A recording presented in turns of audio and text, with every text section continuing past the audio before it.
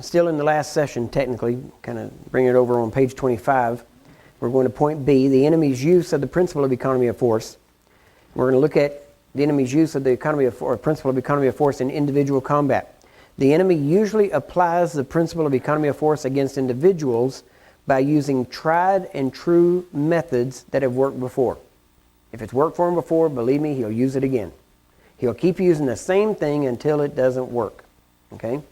Now, the more you have given in before, the easier it is for you to give in again. And the easier it is for you to give in, the less energy, time, resources, and etc. that the enemy has to use this time. So, of course, see, now, we're talking about sin, sickness, all these things.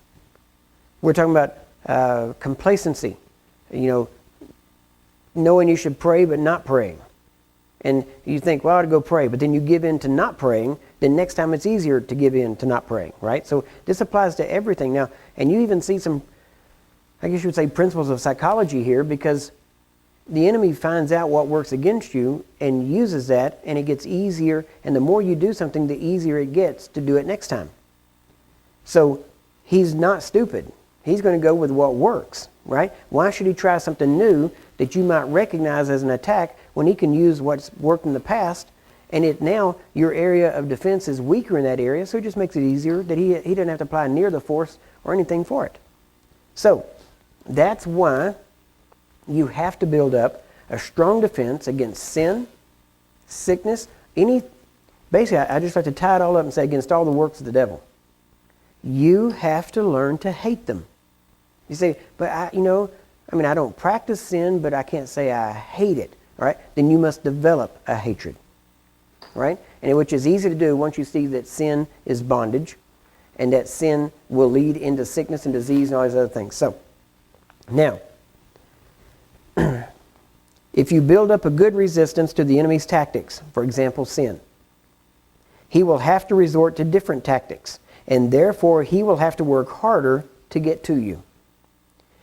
He will leave a hard target for a soft target. If you become a hardened target, in other words, if you start to resist him on a regular basis and it makes it harder for him to get to you, eventually he will leave you and go find somebody else that's an easier target. See, you know what that's called? The principle of economy of force. That's what he's doing. Okay? He will not use, if he realizes that he is wasting too much time and energy trying to get you to do something, he understands the principle of economy of force too. And he won't allocate more resources than he can afford to lose. So, notice, if the enemy can get you to believe a non-biblical doctrine, he can set you on a path of deception. If he can get you to only hear the word and not do it, he can walk away and leave you to deceive yourself. So what is being a hearer, not a doer? See, it's amazing. Let me read the rest of it because I have it in here. Who would be a hearer and not a doer? No one would call themselves a Christian and do this on purpose. Nobody's going to say, yeah, I'm a Christian. Yeah, I'm a hearer, not a doer. And if you ask somebody, are you a Christian? Are you a doer of the Word of God? Yes, I'm a doer of the Word of God. Okay, then what are you doing? Well, and they try to tell you, and you realize that they're really not being a doer. Well, I go to church every Sunday. Well, what do you do at church? Well, we hear the Word of God. Well, so you're a hearer, not a doer. No, I'm doing because I'm going to church to hear. No, going to church to hear doesn't make you a doer. It makes you a hearer. It's when you leave church, if you go do it, then you become a doer. Nobody wants to say they're a hearer, not a doer. But since the Bible says that there are people that do this, there must be people out there that are hearers and not doers. Right? So we have to make sure, we have to analyze ourselves, examine ourselves. The Bible says to examine yourselves, make sure whether you be in the faith or not. So we have to analyze ourselves and make sure that we are hearers and doers and not just hearers. Right? Now, you must define the deception, or you may already be in it. So let's look at the enemy's use in corporate warfare on the principle of economy of force. In the use of the principle of economy of force against a body of Christians, the enemy will try to conserve energy by getting the Christians to attack one another. If he can get you to fight amongst yourselves, he doesn't have to put a whole lot of energy toward it. He can get you started and walk off and you'll finish it. That way, he is conserving energy by using the Christian's energy. If he can have certain unbiblical doctrines accepted by the church, and I'm talking about, say a particular church, then he is building a weakness into them so that he does not have to work as hard to cause an internal problem. He is setting up a weakness built into it because of wrong doctrine. At a desired time, he can pull the switch on his preset time bomb and be assured of its effectiveness. He is building a flaw into the system. If he can get a group to believe a wrong doctrine from the beginning, then that weakness is built in. And at any time, if that church or that group starts to become too strong, then he can kick that part out and the whole thing will fall. So we have to make sure that what we're believing is accurate, not accurate traditionally, meaning that we fit in with everybody, but accurate biblically, meaning that what we say we can prove by clear scripture and not by some contrived, spiritually what this means, and putting a spiritual implication on everything. If it's in the Bible, it's already spiritualized. Okay? If it's in the Bible, it's already spiritual. You don't have to go deeper spiritual. I've heard people do entire series of teachings on the what do they call it? What is it? I can't remember now. The scarlet thread. That's it. Out of Rahab's window. It's amazing. They do a whole series and can go through the whole thing and teach for months on this thread and how that thread runs through the whole Bible. I'm like, Rahab's thread doesn't run through the Bible. It ran out her window. Right? It was a physical piece of cloth. Okay? Next, the Christian's use of the principle of force, of the economy of force. In individual combat, the Christian's use of this principle is to use it in conjunction with the principle of mass. So you use the principle of economy of force to build your mass together so that you can attack at one place. So you have to learn to conserve energy. And, it's kind of like as you get older, you learn that conserving energy is important. Isn't that right? And I realized one day, it's like, I remember telling somebody, I said, you know what, I know it's time to lose weight. Because anything less than a quarter isn't worth bending over and picking up. So it's time, when I got to that point, I realized it. So, but it was called conserving energy, right? So,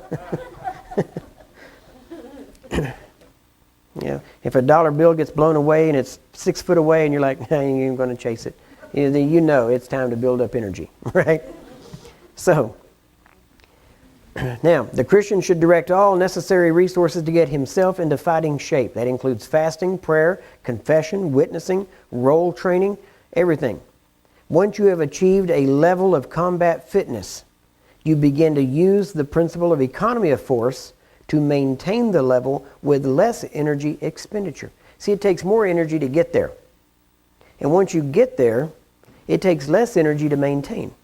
Isn't that right? It's always easier to keep the weight off than it is to lose it. Right? If you lose it, it's easier to keep it off than it is to get it back and lose it and get it back, right? So it's easier. What I'm saying here is that it's easier to get into fighting shape, do what you're supposed to do, begin doing the disciplines to being a warrior, which is why I taught you that first. See, I keep emphasizing that. I have to emphasize it, okay? So, because what I'm teaching here is basically, it would be classified as officer training. Okay? Now, there is not an officer in the military that has not been through basic. You go through basic to be a soldier before you learn to be an officer. You have to go through the discipline of basic before you go into the classes that deal with generalship. Right? So it was just right that I do it the way I did it last time. Right? So now you can go back and dig that stuff out and study that because now you know you really need it. Okay? As opposed to just letting it sit there on your shelf. So, but once you get to fitness level, then you can maintain it with less energy expenditure. Where you used to have to yell to be effective when you were praying, now you can simply speak, but you have the same force behind it. So, now let's look at corporate warfare. Corporate warfare is the area where most Christians are already using economy of force, just not in a good way. Okay? They're conserving their energy by not participating. Right? So that's not a good way. That's not the kind of economy of force we're talking about. Now, most Christians do not attend prayer meetings. They do not join in outreach. They are unwisely conserving their forces. These are the areas in which they should bring all they have to bear upon the situations at hand. See, we look at outreaches and prayer meetings as extras, for the really spiritual people. And we look at church as the essential or the main thing during the week. The outreaches are the main thing. The prayer meetings, the church services, those are getting you ready for the outreaches. And if you're always in the church services and not going to the outreaches, then you're not even in the game. Right? The game is out there. This is the pep rally. This is the training before the game. But the game is out there. That's where you got to go and you got to show up to fight. And yet most people say, well, I'm not going to go to prayer meeting. That's okay. I'm just going to stay home tonight because it'll be all right if I miss prayer meeting. Or I'm not going to go an outreach. Come on, I go to church twice a week already. Well, guess what? Outreach isn't church. Right? Outreach is where the church exercises. Church is where the church service is where the church learns, but outreach is where it puts into action what it learns. If you're in here, you're a hearer. You're not a hearer while you're here. Right? And you're not a doer while you're here. You're a hearer while you're here. Let me get it right there. You're not a doer until you do it out there. So you hear here and you do there. So, unless you're there, you're not doing. You're just a hearer. Next. Most Christian or many Christian groups are learning the value of putting the right people in the right position. When they do, they usually achieve economy of force. The right people in the right position can do a job they're good at and one for which they are passionate. And they can do it easier and with less effort than someone trying to fill a role or position for which they are neither qualified nor passionate. Put a passionate person in that area if you can. That's what I said earlier. If you're going to have a prayer meeting and it's going to be praying over a certain situation, find the person that situation really bugs them and let them lead the prayer meeting on that topic. Because they will become the lead horse. They will set the pace and everybody else will keep up with them. But if you have a person who is not passionate about it, first off, honestly, that's usually the reason you don't have many people show up at prayer meeting. Because the person who's not passionate about it is leading it. And when that happens, it dies. Because people go out there and you have some people that are passionate and they're trying to follow a person who isn't. And they know they really can't let go because they'll surpass that person and they'll draw attention to themselves and then they'll think it won't be good. So you have to find people that are passionate, put them in leadership, let them lead. And if you think, well, they'll run off and leave us. Well, if that's the case, then let them. But at least they'll set a good pace. So, now, the following force multipliers can work together to synergistically cause a greater result. Now, these are force multipliers. In other words, this is what causes exponential growth and power and a synergistic approach when you can apply these things. So if you have superior knowledge in a certain area, then that's a force multiplier. Whatever level you're operating at, if you gain information in that area, it will exponentially increase the amount of force you can put in that area. Greater skill. Now, a lot of these things may be different people have them. And if you get the different people together, then each one of these will come into play and the sum total of the group will be greater than the total of each person. And so you should look for people with these things. Superior knowledge, greater skill, optimism. That's a good skill. Confidence, we call that faith. High morale, creativity and innovation. The ability to focus and concentrate on key targets and objectives. People that have strategic alliances with other people, with other groups. It's always good to have people like that. You have people that maybe in a prayer meeting that have real close ties with other prayer meetings. And you will start to see how the fire can travel from one group to the other, even though the only contact is a person. And there's a connection between the two. Next, excellent relationships with key people and organizations. Excellent communications among all people involved. Superior leadership at all levels. These are all force multipliers. Now, look at that one real quick, though. Excellent relationships with key people and organizations. It's good to have, let's say you have a person that is, I don't know, a business person or something, and they're always down at City Hall, and they're always at the city council meetings. They have to be there, or they're interested in governmental things or whatever. Man, get them to the prayer meeting, even if they're not that much into prayer. Get them at the prayer meeting. And while you're there, ask them some questions. What's going on at city council? What happened? What are they looking at? What are they looking at this? And then pray with that. See, you will have insight into areas that you wouldn't have. Otherwise, you're just praying some blanket statement. Lord, bless our government. And Lord, bless them and give them wisdom and guidance. Whenever you can get specific things to hit and target in that prayer meeting. Doesn't mean you're going to say the same thing every week. Next week, it might be something else. They may come in and say, they're trying to, put an abortion clinic in next door here. Well, really, who's trying to do it? Well, they're trying to get it passed by the city council. They can do it. You might not know that because they don't advertise that stuff. But if this person's there and they hear about it, bam, you can hit it while it's still in the planning stages and kill it before it's ever born. Hey, they like abortion, we can abort. Right? Hey, it's a spiritual thing anyway. So, excuse me. All right. Number 8, the principle of maneuver. Let's look at the definition. The definition of the principle of maneuver is this: place the enemy in a position of disadvantage through the flexible application of combat power. Okay, now this is pretty simple. This is what George Patton said. One does not plan and then try to make circumstances fit those plans. One tries to make plans that fit the circumstances. I think the difference between success and failure in high command depends upon the ability or lack of it to do just that. In other words, if you're going to go in and start something, you don't go in with a preconceived idea of how it should look. You have to go in, for example, if I was going to go into a small country town, I'm not going to I'm not going to go there and sit down and plan some stained window cathedral. Right? Because most of the people, that would set them off. A lot of them wouldn't even come to it because it's too, for a small country town, it's too fancy, too uptown, so to speak. It'd be better to go low key. I'm not going to go in. If you look at the circumstances, remember, our message is unchangeable. Our methods are not. Right? Our message stays the same, but the methods change. I am not going to reach the youth generation in a 3-piece suit.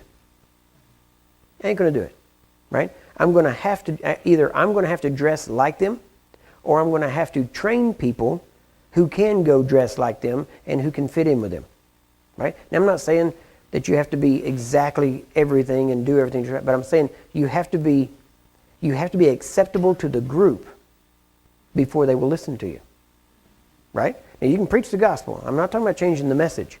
And I'm not talking about, all of us in here running out and getting piercings and tattoos. Okay, I'm not talking about that. Okay?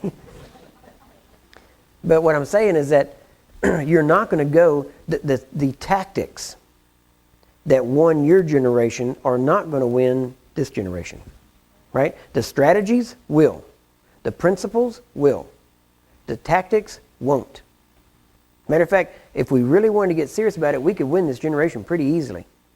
All we'd have to do is find a way to get the message onto the internet, iPods, and all this kind of stuff, and get it into the technical aspect. And you would reach this generation. But if you're going to stick with, singing 3 choruses of Amazing Grace, in the old slow way, and I love the song, I'm not against it, but I'm saying you're not going to reach them the same way. You're going to have methods. It's amazing too, because we look at these methods and we think they're so holy. And you would think that you could find all the things that we do in the Bible, and you can't. The idea of an altar call wasn't even done before Finney did it. Right? He instituted, actually at that time it was even called the anxious seat. It wasn't even an altar call. They had a chair up front. And at some point during his preaching, if you got concerned that you might not be saved, then you would come up and sit in a chair. And that let everybody know that you were concerned about your soul. And then later on, he didn't even pray for them. Then he would take them. Finally, it got to where so many people were concerned about their soul that he said, okay, we're going to adjourn and go over to the next building so I can talk to you about this, because you didn't talk about it in the church building. You had to go to the annex where it's okay to talk and to converse, because in the church, only the pastor spoke. You see, so the whole idea was different. And yet we look at what we do and the way we do it is so holy. Our methods are not holy.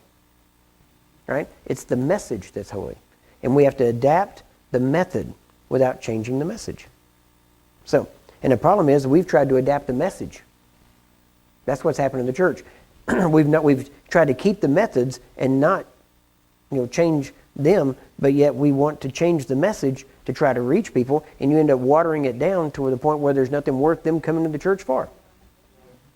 And yet we want, but keep our message right, because our structure, it's got to stay. Why? Because that's where your security is. It usually is in your structure. So you have to look at your situation when you go into it and be flexible enough, like Paul said, to become all things to all men. You have to be able to, you have to be able to adapt. Simple as that. And so you can't, even in JGLM, we have different types of people all over the country. Now, mostly it's the principles of the people we draw are all the same. But yet we've got people that wear three-piece suits. And then we've got people that most of the time wear blue jeans. And so, we're kind of known more now for, blue jeans and vests, actually. But the idea is that we don't want to be set on just that. We want to be able to be flexible enough, but yet our message goes into some churches where they're much more formal. And yet, over a period of time, the sum total of our message is just simple: use what works.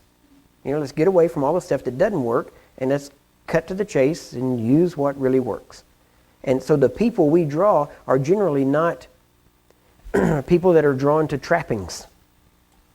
Most of the people in JGLM couldn't care less what the building looks like. They came for a message, not for the looks. And so they're very practical, very oriented, and that's why I thank God, for the women in my church, because if it wasn't for them, that church wouldn't look like anything. I mean, there would be it doesn't look like much now, but I guarantee you, if they weren't there, it wouldn't look like anything. Because they've dressed it up a little bit and put a coffee table here and that kind of stuff. And they asked me when we were doing the nursery, and they said, we got to get some stuff in here for the kids and put this stuff up. And I'm like, okay, because this looks bad and it's too bare and we need to get some of these things. And I told them, I said, then you get it, because, as far as I'm concerned, get some chairs, set them in there and go after it, and which is not the way you reach children, all right? So now I got my daughter in there, and I didn't tell her what to do, but she has had to figure this thing out on her own, right? And now she's in there doing puppets and the whole bit, and I never thought I'd see her doing that. But it's amazing, because she has just jumped in there and ran with it. And our nursery area and the children's ministry is going, It's probably going smoother than any other area of the ministry, to be honest with you. So, I'm just kind of like, here it is, here's the message. And when we go in, our whole church service is, I don't want to say we have a pattern, because I guess we kind of do, but it's not set. Sometimes we'll do worship at the beginning. Most of the time we do it at the end. And the reason being is because I have found out that in most churches, if you do worship at the beginning, people use that as the, when you go to the movies, they have the previews. People use the worship for the previews. They know, they're going to sing for 20, 30 minutes, so we're not late. And so they'll come in we start at 5 o'clock, and they'll come in about 5:20. And so after about the first 2 weeks, I thought, no, this ain't going to work. And we want people here for the worship. So I started telling people, 5 o'clock, I'll start preaching.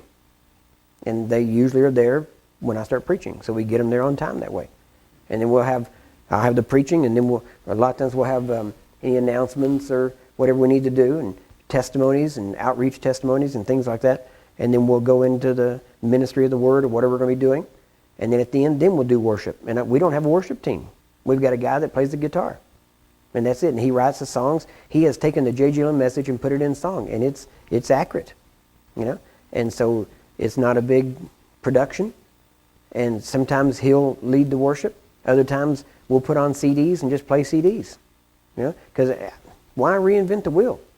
If you got good CDs that have a message that doesn't violate what we're preaching, then, and if it says something that I want to get across to people, we'll put 3 or 4, I'll say, play this one, and that one. Why? I'm not trying to get you into some state, I'm going to take you into fast and exciting and then slow you down into worship so that you'll calm down and be ready to hear. We don't do that. The songs we play have a message that I want the people to hear. And so we're building that into them. And we're not doing anything right, but it's working, right? We're not doing the way they would teach you to do it at Bible school, how you have to lead worship and all that. But it's what we're doing, and it's working. So, you just have to be flexible enough to find what works. But the objective should always be reaching the people, bringing glory to God, and bringing the people to a place where they will expand the kingdom. So that's it. So, most churches do not take into account the current situation. They are determined to continue to do things the way they've been done for the last 50 years, if not more. While we cannot change our message, we must adapt our methods. We must find ways to make the gospel relevant to this generation. Now, what that means, I'm not talking about adapting the message, right?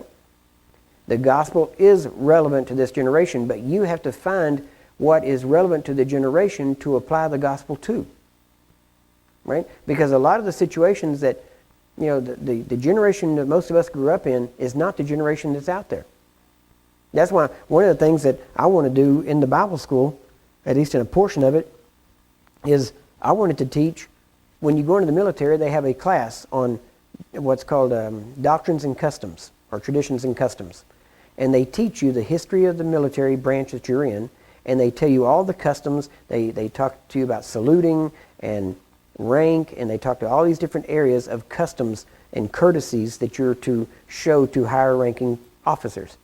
And what I want to do in the Bible school is, because one of the things I noticed in the generation, not just really, it really started with my generation, but the generation that's out today has very little respect. And they don't know how to show respect or politeness or courtesy. And so I think that a minister of the gospel, being polite doesn't make you a minister, but I believe being a minister should make you polite. Simple as that. Now when I'm preaching, I'm straightforward. So I'm not talking about sugarcoating anything. I'm not talking about that kind of politeness. I'm talking about yes sir, no sir, yes ma'am, opening doors for people, holding doors, standing up when ladies walk in, things like that. You say, what does that got to do with the gospel? Nothing. It has to do with character. And you can build, and if you pay attention to that, and you pay attention to those kind of character issues, then those character issues will automatically bleed over into the other issues. And that which is why the military does it. It's why they put you in a uniform, so you'll all be uniform, right? And so they try to build that conformity, and that's what we want. Now, so, we must find ways to make the gospel relevant to this generation. To do this, we must give a pure gospel message to the next generation, and then allow them to present that pure message in their own methods. See, that's the hard part for the church. The church is ready to give a message and all, but we want to make sure that they do it exactly the same way we do it.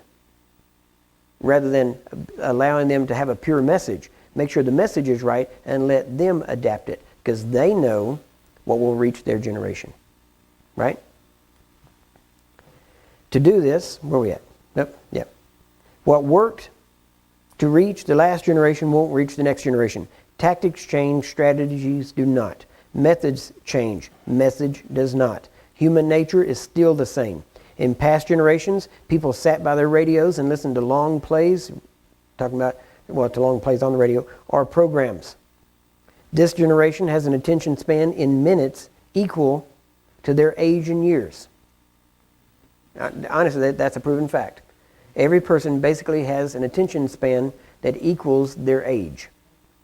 All right? That's why children need breaks more often, things like that. But with the advent of television and commercials, we generally have about a 30-second span, right? And if you're doing good. That's why a lot of churches, you see them, they're going to 30-minute services, because people are used to 30-minute programs.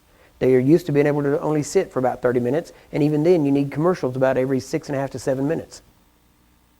And so that's why in a lot of churches, you go around the country, it's amazing what you're seeing in the churches of how they're setting things up. It is becoming like watching television. Matter of fact, in Dallas, there's a church there that we went into one Sunday morning. We don't have a Sunday morning service at this point. but we were down in Dallas. So I saw this huge church, packed out. I thought, well, let's go there and just see what they're doing, hey, know who they are. Because you couldn't tell by the name what group they were. So we walk in. It's like walking into a mall. This thing is so big, different classrooms, all that. It was huge. And you walk on down and you see people kind of standing around talking. And so I thought, well, a lot of people here, but there's a lot of people standing around just talking. So we walked onto the halls, and there was a little waiting room, a little closed-in area, had a television up, had somebody preaching on television, and people sitting around just kind of talking and fellowshipping, drinking coffee. Had a little coffee shop in one area, had a little bookstore over in another area. And so I walk in, I thought, well, what time is church service? What does it start? When does it start? Oh, it started about 20 minutes ago. Really? And everybody's just kind of sitting around talking, and what's everybody doing? So I asked directions. They told me how to get in the sanctuary, and I walked around and opened the door, and they had 2,000 people sitting in there. And they had a screen up, and there wasn't even a preacher. He had preached the night, this was Sunday morning, he preached Saturday night at his church, which is about 30 miles away. They did a DVD, sent it over to that church. People were watching a DVD. 2,000 people sitting watching a DVD. And then he would break, and he'd say, all right, now if you want to receive Christ, he gave the altar call. And they had workers that got up off the front aisle and came up and stood to deal with the people. And then when he got done, he said, all right, now we're going to finish up with some worship, so y'all can stay and worship a while if you would like. And then he stopped, and then a worship team got up on the platform and did worship, live worship. But everything, the message and everything else was all by video. And now that I've found out that they've got another church plant about 20 miles from there that they just started doing the same thing. So this guy preaches one time on Saturday night, and that message is played on DVD throughout the week. And it's spreading. So, but people are used to that. We're a television generation, so you can get away with that. And, well, working and effectiveness may be different, okay? Because I found out what group they were with, and they're a group that's known for not really believing a whole lot, right? So for them, it probably is working because they don't have to do much. There's not a whole lot to do.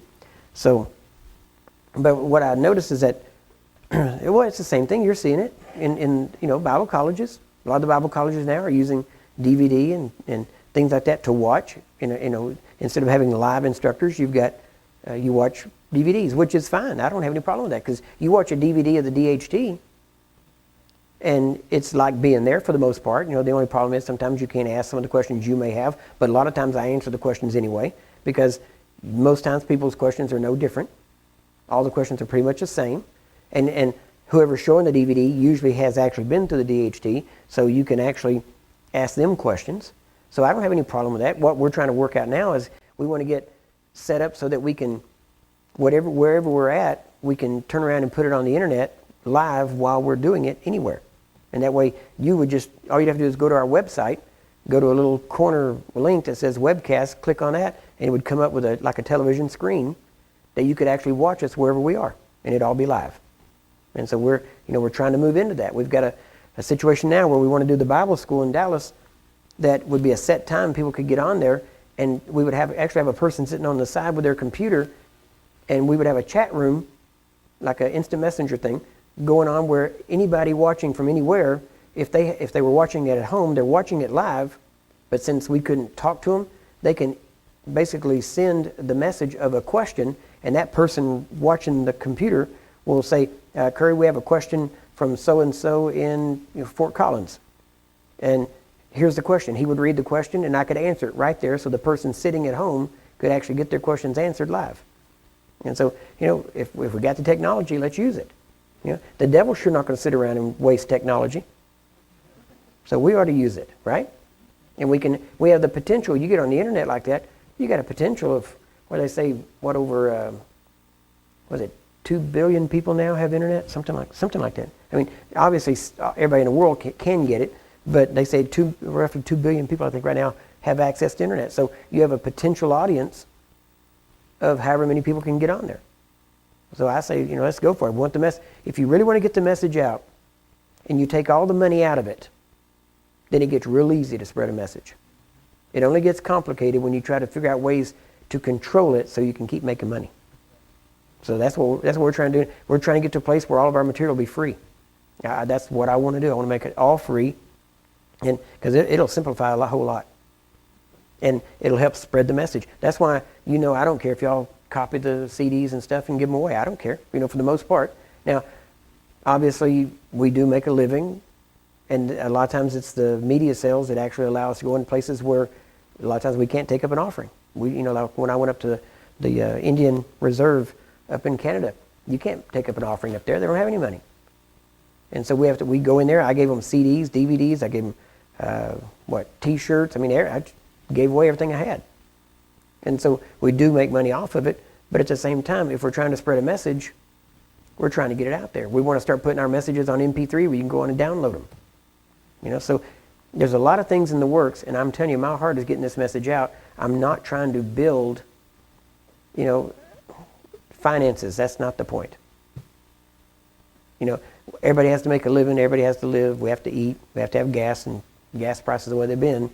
We could definitely feel it. But at the same time, the message is what counts. And so I've never griped about somebody making a copy for somebody, especially somebody who couldn't afford it. There's times, most of the time, my guys basically know my heart on this, that if somebody can't afford something, we don't turn people away for it. We don't want somebody not to get it because they don't have money. So we've always done that. So, all right. Where are we at here? Yes. The enemy's use, I'm going to send you to break. The enemy's use of the principle of maneuver. The enemy's use of the principle of maneuver in individual combat is this. The enemy's use of this principle is simply this. If one tactic does not work, he will change until he finds one that will work. If he does not find a tactic that will work, he will leave and return at a more opportune time. Matthew 4, 1 through 12 says, Then was Jesus led up of the Spirit into the wilderness to be tempted of the devil. And when he had fasted 40 days and 40 nights, he was afterward and hungered. And when the tempter came to him, he said, If you be the Son of God, command that these stones be made bread. But he answered and said, It is written, Man shall not live by bread alone, but by every word that proceeds out of the mouth of God. Then the devil takes him up into the holy city and sets him on a pinnacle of the temple, and said unto him, If you be the Son of God, cast yourself down, for it is written, He shall give his angels charge concerning thee, and in their hands they shall bear thee up, lest at any time thou shalt dash thy foot against a stone. Jesus said unto him, It is written again, Thou shalt not tempt the Lord thy God. Again the devil takes him into an exceeding high mountain, and shows him all the kingdoms of the world, and the glory of them. And he said unto him, All these things will I give thee, if you will fall down and worship me. Then said Jesus unto him, Get thee hence, Satan, for it is written, Thou shalt worship the Lord thy God, and him only thou shalt serve. Then the devil leaves him, and behold, angels came and ministered unto him. And in the original Greek, where it says that the devil left him, it said, for a more opportune time. And so he will try to find a tactic that works, but if he can't find one, if one doesn't work, he'll change to another. And if that doesn't work over a period of time, then he will leave you alone. Now, that doesn't mean he's going to leave you alone forever, because he will come back at some point to check you out. But at least he'll leave you alone. So basically, you could starve him out.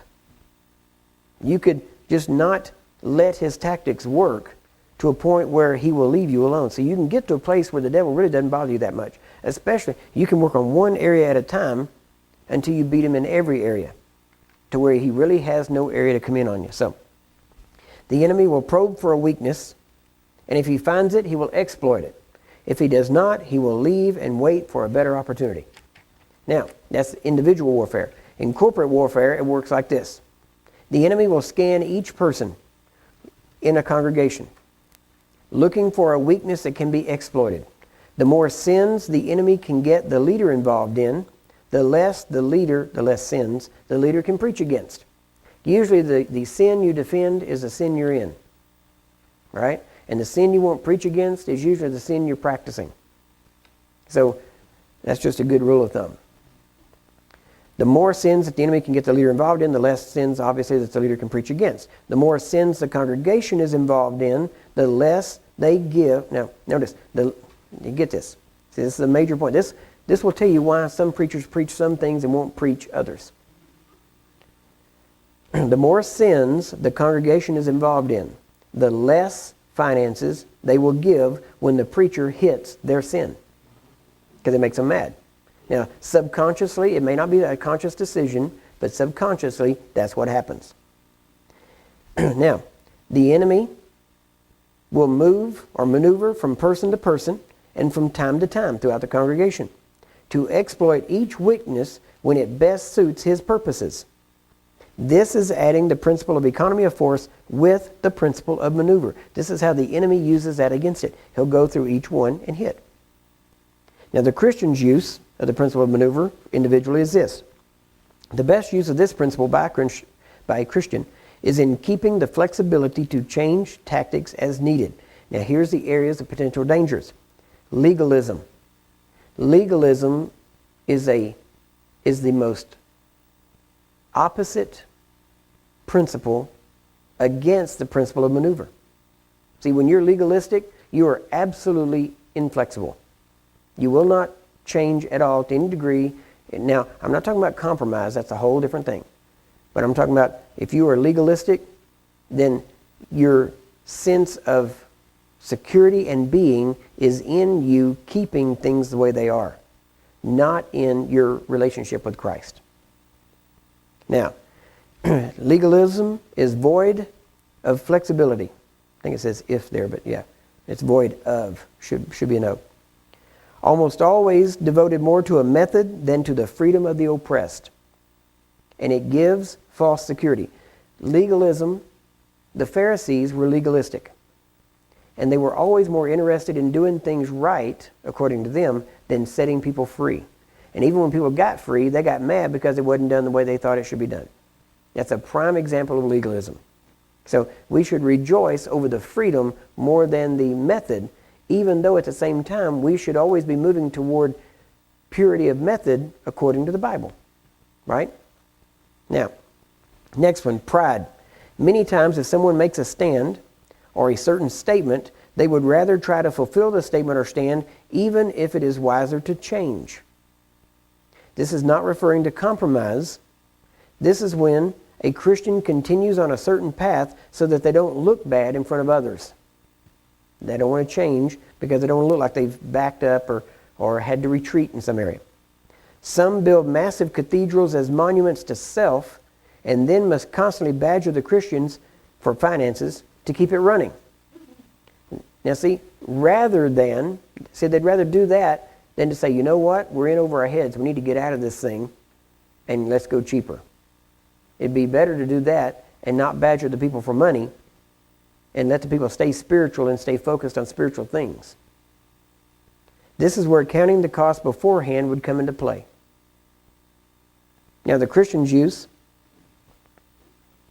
of this, or the principle of maneuver in corporate warfare is this. In a corporate setting, Christians should not have a sentimental attachment to a building.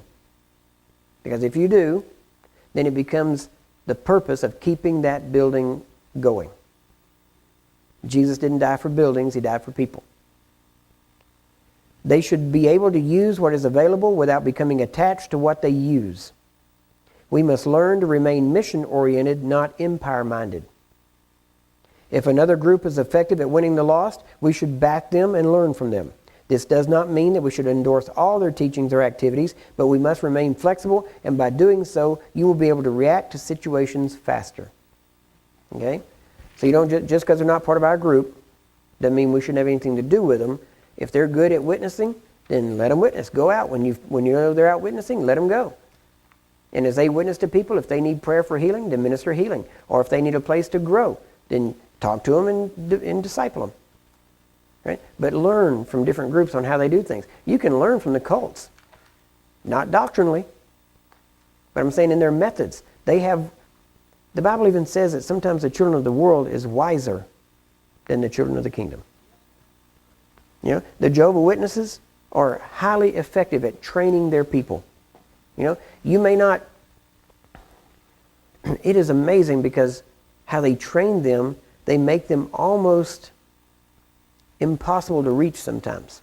You know, they may not be able to convert you, but you may not be able to make headway into them either. Just because they have such a defense built up that everything you're saying, even while you're saying the right things that they could believe, and they say, that's true, they're also saying that Satan is working through you, and even if you say the right things, they can't go with you and agree with you to the point of conversion because Satan is behind you. So they have a wall built up of security around them. We need to do the same thing with Christians. We need to get Christians back to where they know the doctrines of the Bible, the basics, especially the essentials, so that you're not afraid, and I'm not talking about an argument, but you're not afraid to debate with somebody. You're not afraid to go toe-to-toe with somebody and say, no, the Bible doesn't teach that. But see, the problem is we can't even do that in the church. You can't even argue against a doctrine in the very church you go to. First off, you're wrong if you argue. You're wrong if you debate. You're wrong if you discuss these things. Well, first off, if you can't discuss it or debate it, you can't fight it. And I'm not talking about blasting a person. I'm talking about a doctrine. And you ought to be able to talk about a doctrine and discuss a doctrine scripturally. But now we've got even the church, well, that's your interpretation. No, there's only one interpretation. That's God's interpretation. And God being the Word, well, I think He can say what He means and means what He says. And you don't have to read things into it. I tell you, honestly, the church has got a lot of problems. A lot of them. And there's a lot of things that it's going to take, unless it's a miraculous event, it's going to take time to come back in and undo those things that have been built up over the years. But it's sure not going to work if we go along with them. And so you have to start, I don't want to say rebelling against them necessarily, but it is right to rebel against the wrong thing. Right? And most people don't see that. So you have to decide. David rebelled against Saul. That's what he did. He did it right, but he was also in rebellion. Isn't that right? He was in rebellion against the king, even though he was handling it right. So you can handle it right and be in rebellion, and it be right as long as you're rebelling against the works of the enemy. Right? Our problem is, we think we ought to have just absolute peace. Jesus said, you think I come to bring peace? I didn't come to bring peace. I come to bring a sword. He said, I came to bring division. But yet you talk about division in church today, and it's always evil. And really what it means is, don't argue with whoever's in leadership, because he doesn't want any problems. And you might make too good an argument. But you have to know what the Bible says, and you have to be able to defend what you believe. Right? That's why Christian kids go to college and come back heathen. Because they weren't trained in what they believe, and they couldn't stand against the philosophies of man, because we won't allow debate and won't allow training and drilling. I had a person the other day in our church, as a matter of fact. He's got 2 girls that are young, and he's actually just had 2 twin sons. And they were at the hospital going up the elevator. And some people stepped on, and the little girl blessed them. The people got on. And they asked him, said, well, where'd you learn that? And she said, my daddy taught me. And they said, your teacher, yeah, we train them. Witness to everybody, talk to everybody. You're brainwashing those children. And he said, yes, I am. Yes, surely am. And they meant it bad, but come on, brainwashing is not a bad word. Matter of fact, we need our brains washed. Isn't that right? It's called renewing of the mind. But you've got to get to a place where you can stand on what you know. That's the problem in the church. Nobody wants to stand for anything. We want to flow with the Spirit, meaning blow with the wind. And the Spirit is solid. If you're going to flow with the Spirit, you're going to be solid in what you know. You're not going to sway the Spirit when it comes to doctrine. All right? All right, let's take a break.